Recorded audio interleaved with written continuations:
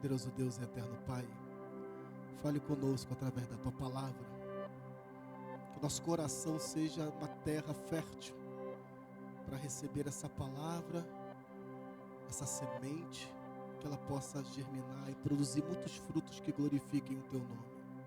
Senhor, precisamos ouvir Tua voz. Fala comigo, Senhor. Fala comigo, fala com a Tua igreja, fala conosco. Ansiamos ouvir a Tua voz nesta noite, em nome de Jesus. Os irmãos podem se assentar. Quero pedir à igreja, evitem levantar. Hoje sou eu que estou aqui ministrando, mas independente de quem seja, pode ser aquele pregador que você acha que tenha o menor dos conhecimentos. Respeite a pregação do pregador, não mexa no telefone. A gente fica daqui de cima vendo pessoas mexendo no telefone, conversando, no total desrespeito com quem está pregando, gente. Nós estamos na casa de Deus, e na casa de Deus devemos ser reverentes. Na casa de Deus precisamos ser reverentes. Amém? Então evite mexer no telefone, coloca no silencioso. Isso serve também para as crianças. Crianças não devem usar telefone na igreja. Não usam na escola, por que tem que usar na igreja? Então, eduquem seus filhos, falem com seus filhos, para que nós não chamamos a atenção deles, que nós vamos começar a apertar e cobrar para que não se use o telefone dentro da igreja. Amém? Maravilha. Jeremias capítulo 29, nós lemos o versículo 11, 12 e 13, mas eu quero me apegar mais no versículo 13, buscar-me-eis e me achareis, quando me buscares de todo o vosso coração. E eu quero iniciar esta ministração fazendo uma pergunta para a igreja. Posso fazer a pergunta? Vocês estão tristes comigo, gente? Posso ou não posso? O que é relacionamento? Alguém pode me falar em poucas palavras? Te peguei uma coisa. O que é relacionamento? Qual o entendimento de vocês? Eu quero ouvir, gente. Fale aí. Estou plagiando aí o pastor Milton, fez a mesma coisa quarta-feira. Copiar não é pecado. O que é relacionamento? Né, Cleiton? Copiar não é pecado. O que é relacionamento, gente? Conhecimento, intimidade. Sim. Bom, quero ouvir, eu gosto de ouvir a voz de vocês. O que é relacionamento, Vilmar? Claudineia, pessoas inteligentíssimas. Muito bem. Segundo o dicionário português, relacionamento é o efeito de se relacionar, de estabelecer ligação entre duas coisas diferentes. Esta ligação pode ser afetiva ou profissional. Está diretamente relacionada a comportamentos e a capacidade de conviver e se comunicar. Esta é a definição de relacionamento no dicionário português. Muito bem.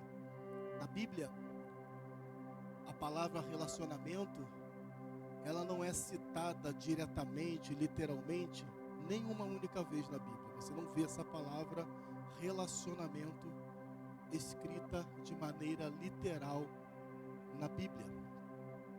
Mas, se nós observarmos as Sagradas Escrituras, nós vamos perceber princípios, ensinamentos que nos ajudam a entender o significado de relacionamento com Deus. E é sobre isso que eu quero conversar com os irmãos nesta noite. É isso que eu quero trazer para a igreja. Se eu fosse dar um tema para essa mensagem, seria como construir um relacionamento com Deus. Diga amém. Glória a Deus. Deus, Ele tem critérios. Critérios para estabelecer um relacionamento com o homem.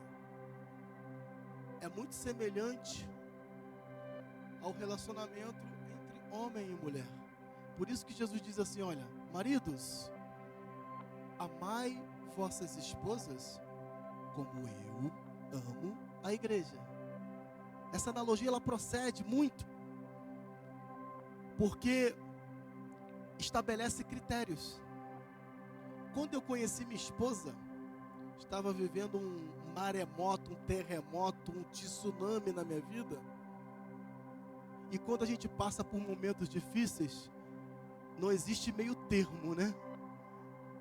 Ou é 8 ou 80, ou você se apega de vez com Deus, ou você abandona Ele de vez. Eu estava quase abandonando Ele de vez. Quando eu conheci minha esposa, eu cheguei perto dela e falei assim, eu com essa minha cara linda, essa careca que só eu tenho, falei assim, me dá seu telefone. Ela, pra quê?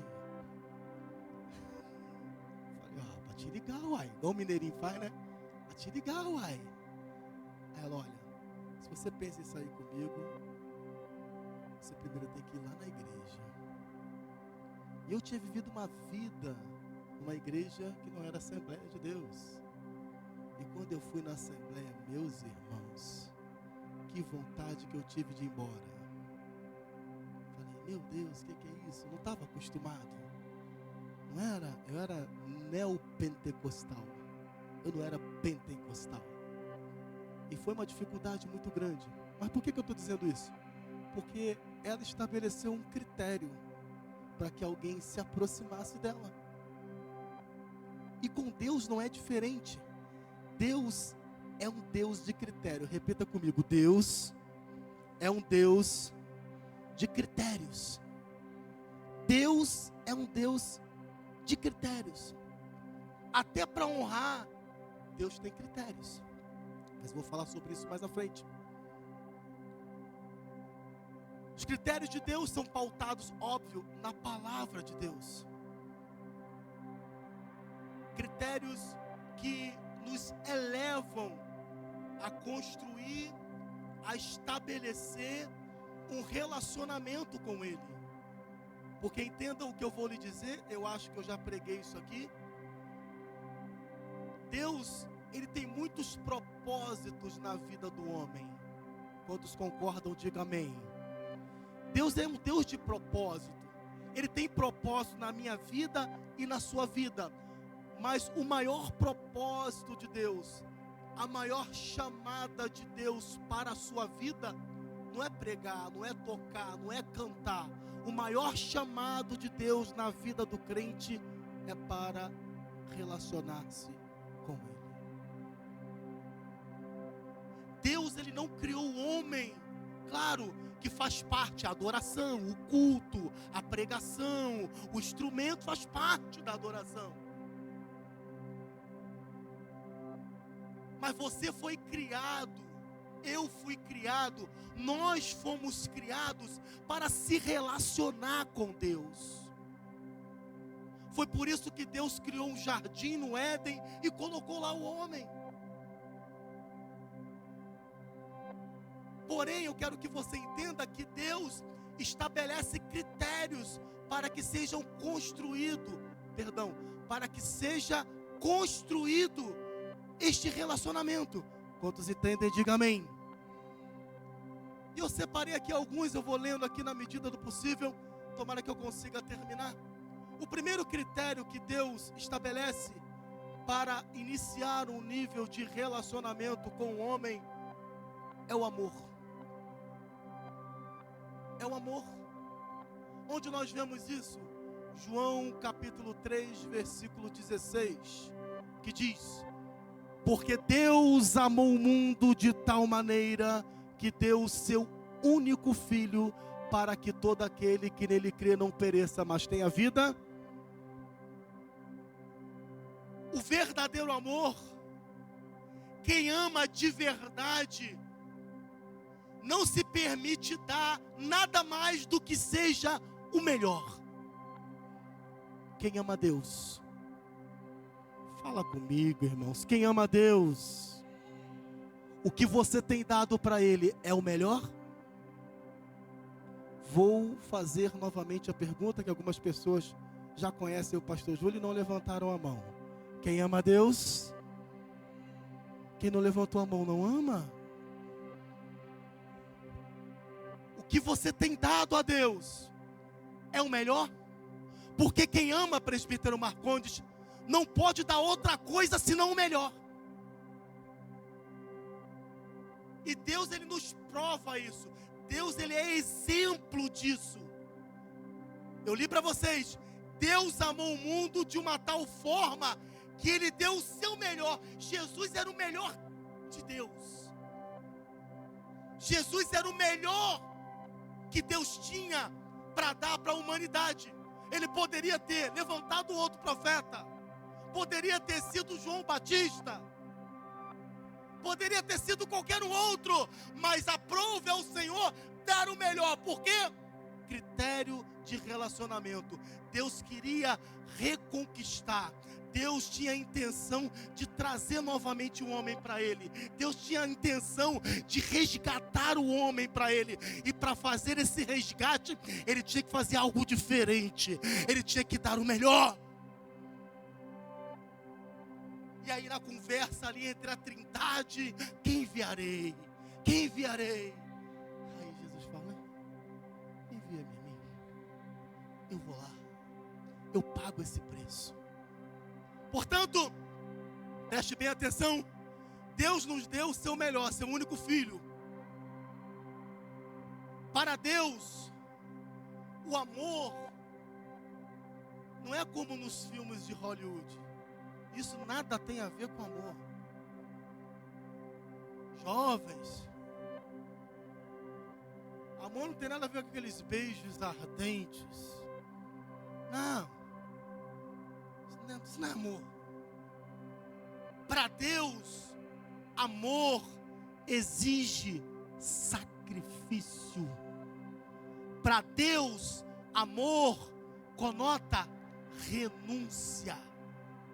Por isso que Paulo escreve, porque Ele mesmo sendo Deus, não teve por usurpação ser igual a Deus.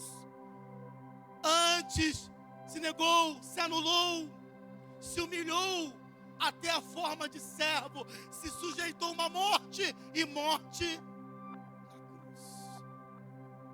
Quantos estão entendendo? Diga amém. Para Deus amor não é isso. Amor para Deus é sacrifício, é renúncia. Vou repetir, quem ama a Deus, onde estão seus sacrifícios para Ele? O que você tem renunciado por Ele? Porque Ele diz assim, aquele que não negar pai e mãe, aquele que não largar bens, propriedades, trabalho, por amor de mim, não é digno de mim. Se eu amo a Deus, onde estão meus sacrifícios por Ele?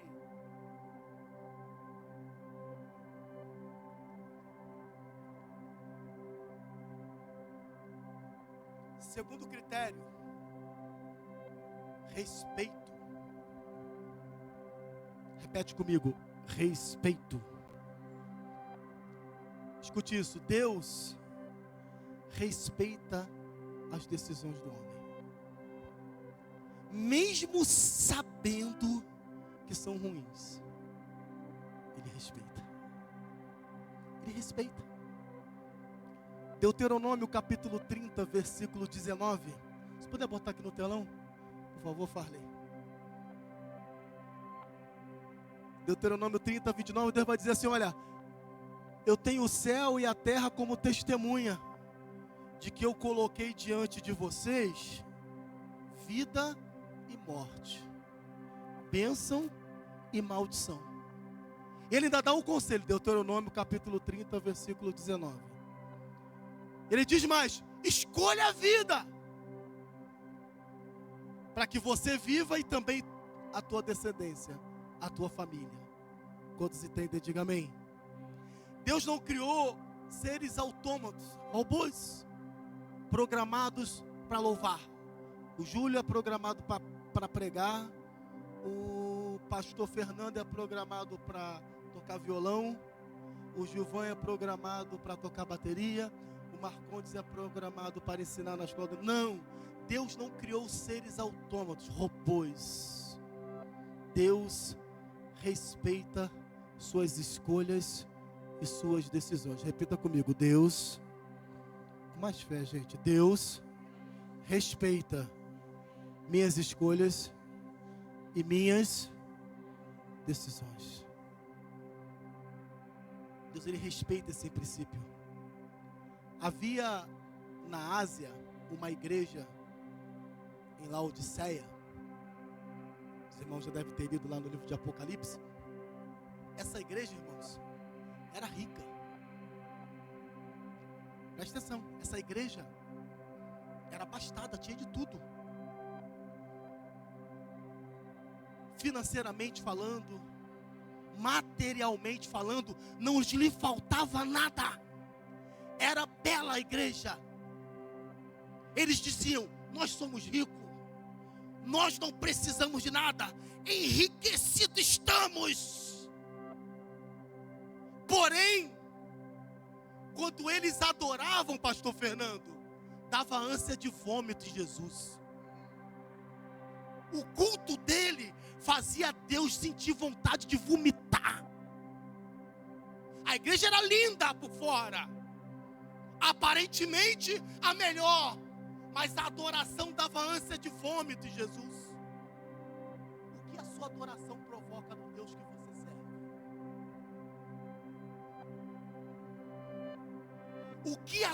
O que o seu serviço provoca no Deus que você serve? Porque talvez para você o seu serviço é o melhor. E para Deus, o que Deus acha do seu serviço? Talvez você ache o cara. E Deus, o que Ele pensa de você? Daquilo que você está dando para Ele.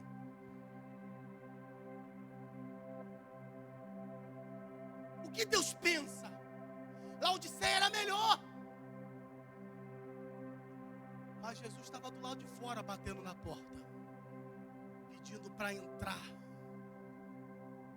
Jesus era Deus. Igreja, não sei se você está conseguindo entender. Jesus poderia meter o pé na porta e entrar na igreja. Até porque a igreja é dele. Ele é o dono. Ele poderia entrar a hora que quisesse, da maneira que quisesse. Mas ele não fez. Ele respeitou a decisão da igreja de Laodiceia em não agradá-lo, em mantê-lo afastado, ao ponto dele não estar mais dentro da igreja. Eles adoravam, eles oravam, eles cultuavam, mas Deus estava lá. Fala comigo, irmãos. Deus estava lá, igreja. Aonde Jesus estava? Batendo na porta, pedindo para entrar. Pedindo para entrar. Que tipo de adoração você tem dado a Deus? O que Deus sente quando você abre a sua boca para adorar? O que Deus recebe? O que Deus recebe? É para você refletir. Deus respeita as escolhas do homem. O Espírito Santo, ele até tenta nos convencer. O Espírito Santo, ele tenta nos influenciar a se aproximar de Deus. É ele que fala na tua mente assim: não faz isso não, que isso está errado. Olha, para de xingar palavrão, você é crente. Olha, para de ver pornografia, você é crente. Para de trair, para de cometer adultério, para de se masturbar. É ele que fala na sua mente, tentando te convencer, tentando te influenciar a se aproximar de Deus. Mas ele não vai decidir por você. Ele não vai escolher por você. A decisão é sua. A escolha é... Vocês estão tristes? Está pesado, né, irmãos? Mas é o que Deus me deu para dar.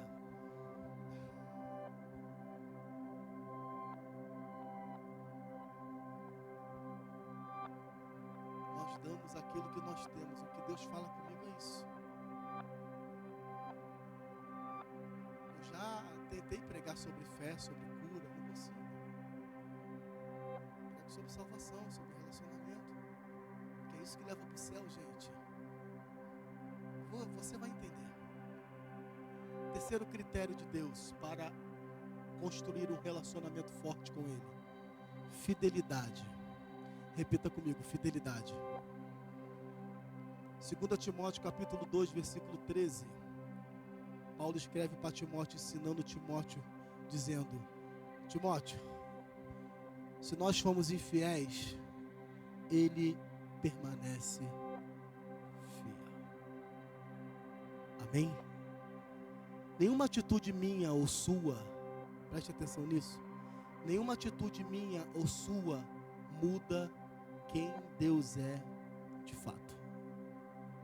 Nada que eu e você fizer muda quem Deus ele é.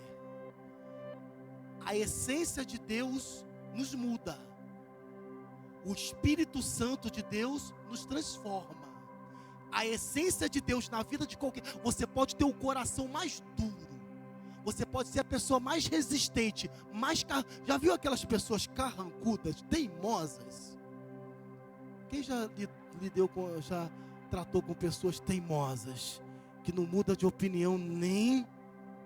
Eu sou teimoso, gente. Eu sei bem o que eu estou falando. Pensa num camarada teimoso, é o pastor Júlio. Para mim, convencer de que eu estou errado, tem que me mostrar mesmo. Eu sou teimoso, eu tenho esse defeito. E Deus, mesmo diante dos nossos defeitos, Ele permanece intacto no seu posicionamento. Ele permanece fiel. Ou seja, as minhas atitudes, Marcondes, não muda quem Deus é, mas a essência de Deus muda quem eu sou. E essa essência eu só conquisto através do relacionamento. Sabe por que você não mudou ainda? Olha para mim. Sabe por que você não conseguiu vencer o pecado ainda? Não conseguiu vencer a mentira? Não conseguiu vencer a prostituição? Porque você não tem relacionamento com Deus. Falta a essência de Deus na sua vida. Ah, mas eu busco, mas eu oro. Ah, mas eu vou nos cultos. Estar na igreja não significa ser igreja. Guarde isso. Se possível, anote. Estar na igreja não significa ser igreja. Escute o que o pastor Júlio vai falar hoje. Jesus, ele vai buscar uma igreja dentro da igreja. Jesus vai vir buscar, pastor Fernando, uma igreja dentro da igreja. Porque tem gente que está dentro da igreja e não é igreja. Não é igreja.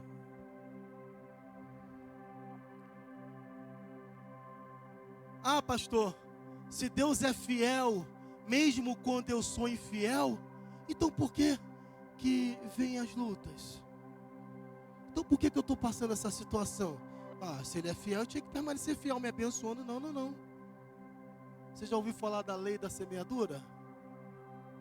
Nós somos livres para plantarmos o que quisermos, mas não podemos fugir da colheita. Você é livre, Deus te dá liberdade para você jogar na terra a semente que você quiser.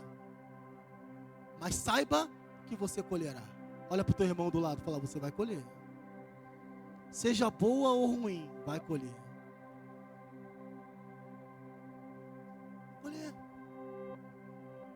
O problema está nas consequências da nossa infidelidade. Deus, ele permanece no lugar dele, fiel, soberano, grandioso, tremendo, poderoso. Deus permanece na posição dele, mas a minha infidelidade gera consequências. E aí eu pago o preço da minha infidelidade.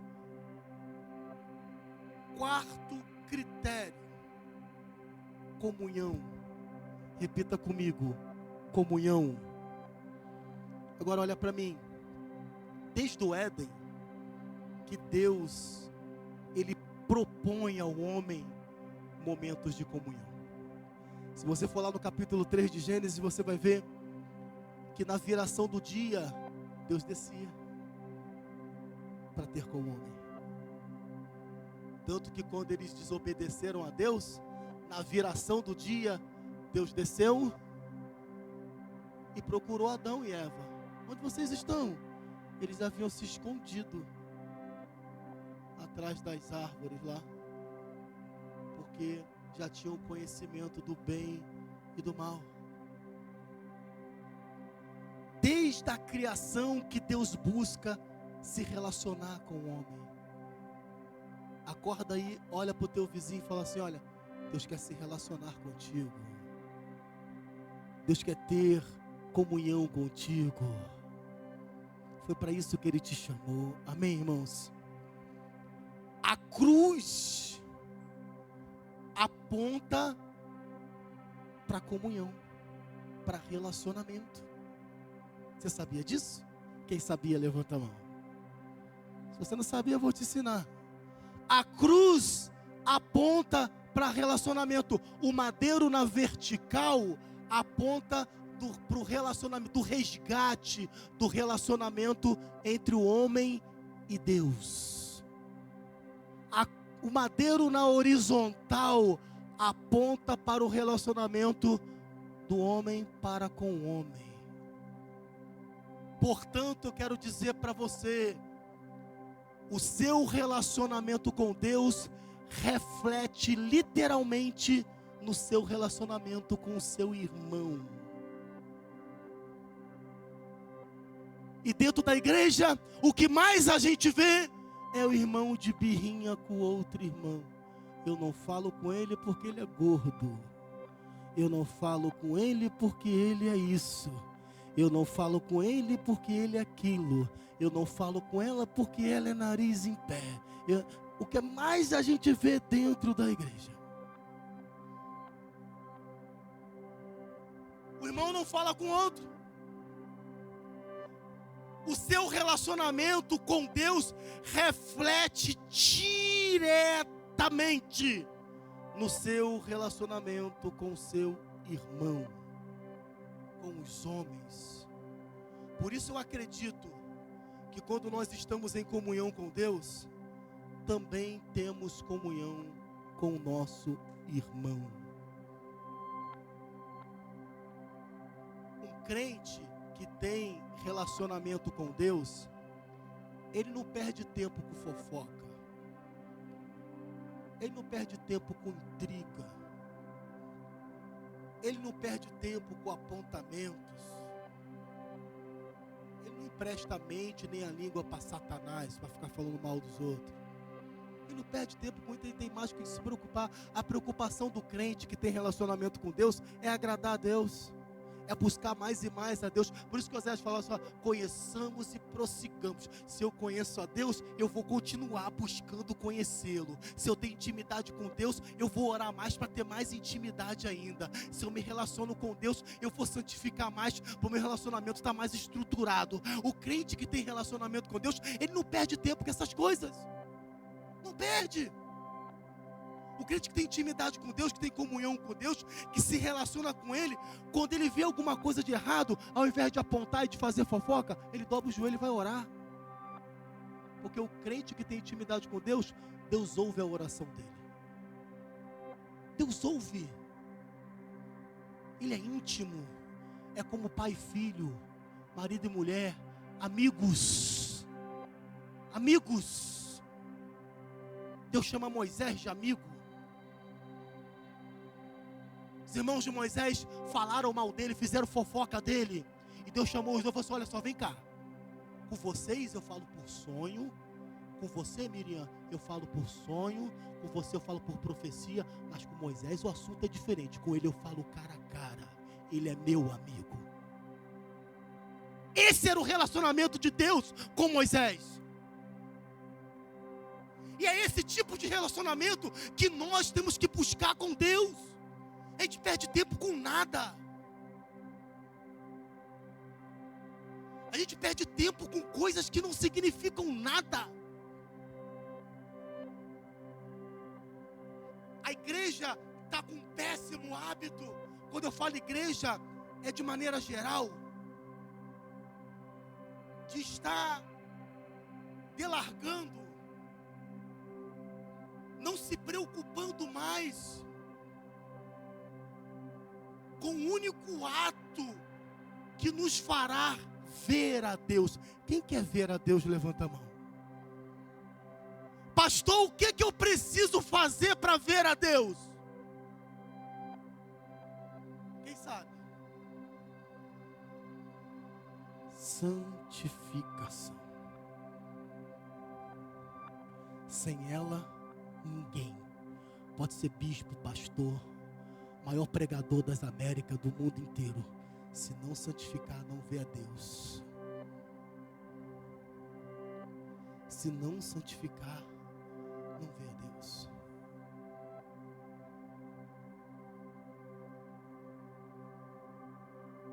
É uma mensagem exortativa? É um chute na canela? É. Mas é disso que nós estamos precisando. Despertar, irmãos. No céu não vai entrar carro, nem casa, nem bens, nem dinheiro, nem conta bancária. No céu vai entrar quem tem relacionamento com Deus. Jesus disse, naquele grande dia, chegarão a mim, pastor Fernando, e dirão, Senhor, em teu nome eu expulsei demônio, em teu nome eu curei enfermo, em teu nome eu fiz e aconteci, preguei para 1 milhão de pessoas. E o que Jesus vai dizer?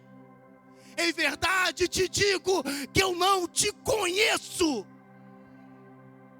Agora me explica como que um Deus onipotente, onisciente, não conhece alguém. Me explica isso. Mas esse conhecer de Deus, não é eu conhecer como eu conheço a minha nora, não é conhecer como eu conheço minha esposa. Esse conhecer de Deus se arremete à intimidade. Você expulsou demônio, você curou enfermo, mas você não tem intimidade comigo. Você tocou, pessoas se converteram através da sua voz, mas eu não te conheço, você não tem intimidade comigo.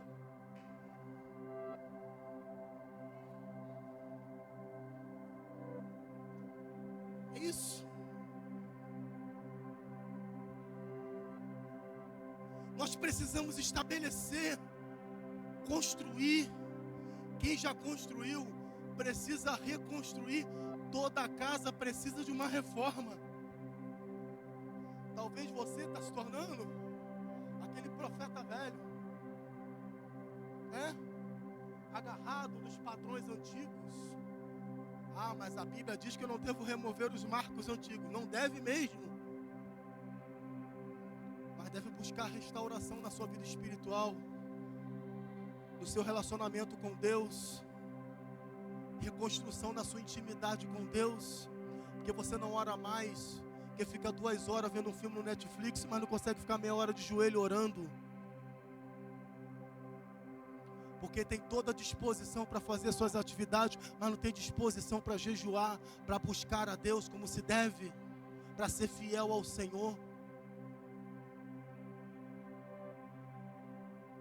Deus me chamou, Deus te chamou para relacionamento, irmãos.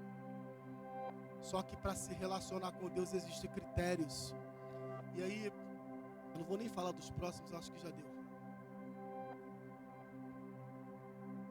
Só para fechar, Deus ele estabelece critérios para que nós possamos nos relacionar. E os critérios de Deus, isso é tremendo. Os critérios de Deus são inigualáveis. Deus, ele não faz acepção de pessoas. Olha para o teu irmão e fala, Deus não faz acepção de pessoas. Mas ele tem critérios. Vou te dar um exemplo. Pedro. Acompanha a história de Pedro, para a gente fechar aqui com chave de ouro. Pedro, a pedra no qual Jesus estabeleceria a sua igreja. Eis que é Pedro. Não foi carne nem sangue que te revelou, mas foi o Espírito. Então, tu é Pedro, a pedra. Sobre esta pedra eu vou estabelecer a minha igreja. Pedro. Amém? Amém. A Bíblia diz que Pedro pregou e multidões se converteram, se batizaram. Quem já leu isso na Bíblia, levanta a mão. Atos dos Apóstolos. Pedro pregou, multidões se converteram, multidões se batizaram. A Bíblia diz que quando Pedro andava, presta atenção nisso que é forte, Pedro caminhava, as pessoas doentes, paralíticas, se projetavam na sombra de Pedro. Fique em pé, pastor Fernando, faz favor. Dá uma sombrinha aqui, ó, atrás do pastor. As pessoas doentes, elas se projetavam na sombra de Pedro e eram curadas. Pedro pregou, multidões se converteram. A sombra de Pedro curava. Onde está o critério de Deus? João.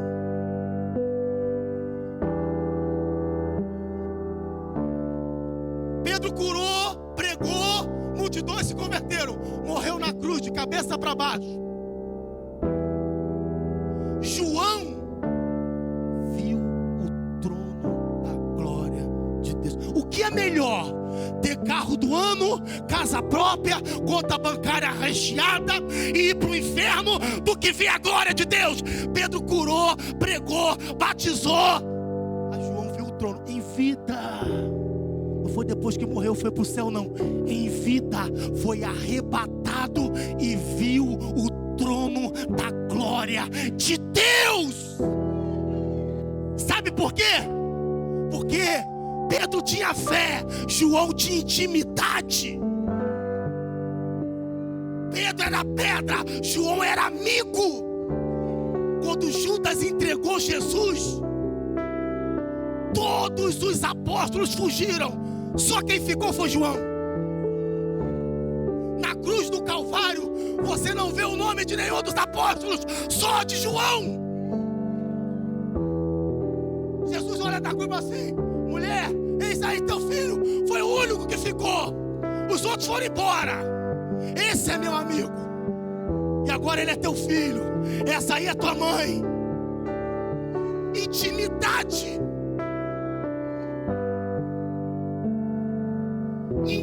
É isso que Deus quer. Mais do que seu dízimo, mais do que sua oferta, mais do que seus muitos anos de igreja, mais do que sua teologia, mais do que seu conhecimento. Deus quer intimidade. É isso que Ele quer. E João foi um único apóstolo que morreu de morte natural. Todos os outros ao fio da espada, cabeça cortada, de cabeça para baixo. Mas Deus tem, olha para mim, Deus tem critérios com aqueles que têm intimidade. Deus tem critérios com aqueles que buscam. Deus tem critérios com aqueles que se relacionam com Ele. Ei, para de buscar a glória do homem. Para de buscar reconhecimento de pastor. Para de buscar reconhecimento do seu líder. Busca relacionamento com Deus. Ele vai te dar o que homem nenhum pode te dar. Ele vai fazer por você o que ninguém pode fazer. Relacionamento